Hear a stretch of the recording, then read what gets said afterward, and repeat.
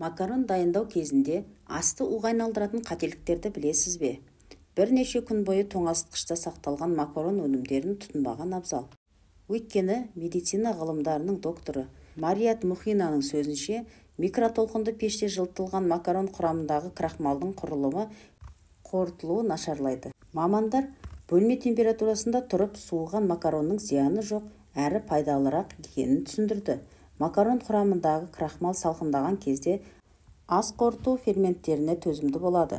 Сөйтіп крахмал тоқ ішекте қорытылып, пайдалы бактериялардың қорегіне айналады. Бөлініп, бос радикалдар пайда болады. Ал олар жасушада мутация тудырады. Бұл зиян заттарды ағзадан шығару үшін антиоксидант қажет, деді ол. Сондықтан макаронды үлкен табақта бірден бірнеше күнге пісіріп сақтаудың қажеті жоқ. Оған қоса макаронды пісіруге көп уақыт кетпейді. Макаронды толық пісірмей жеген пайдалы.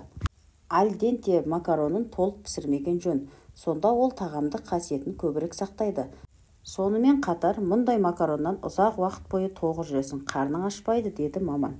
Қарапайым ұннан дайындалған макаронның жұмсақ сортын күннің бірінші жартысында жеген абзал. Осылай асқазан оны қорытып үлгереді. Ал қатты бидай макаронын кешкі асқа тұтынған жөн, өйткені ол тыныш ұйықтауға көмектеседі. Қатты бидай макаронында нейротрансмиттерлердің синтезіне көмектесетін амин қышқылдар бар. Жүйке жүйесіне седативті әсері бар, дейді Марият Мухина. Сонымен қатар дәрігердің сөзінше, мұндай макарон магнетке бай. Ол орталық жүйке жүйесіне оң әсер етіп, оны босаңсытады. Ең бастысы, макаронды кешкі асқа тұтынған кезде оны майлы тұздықпен дәмдеудің қажеті жоқ. Майлы тұздық тағамды 3 есе калориялы етеді. Макаронның гарнир емес, жеке тағам екенін ұмытпаңыз. Кешкі асқа котлет пен макаронды бірге жемеңіз, деді ол.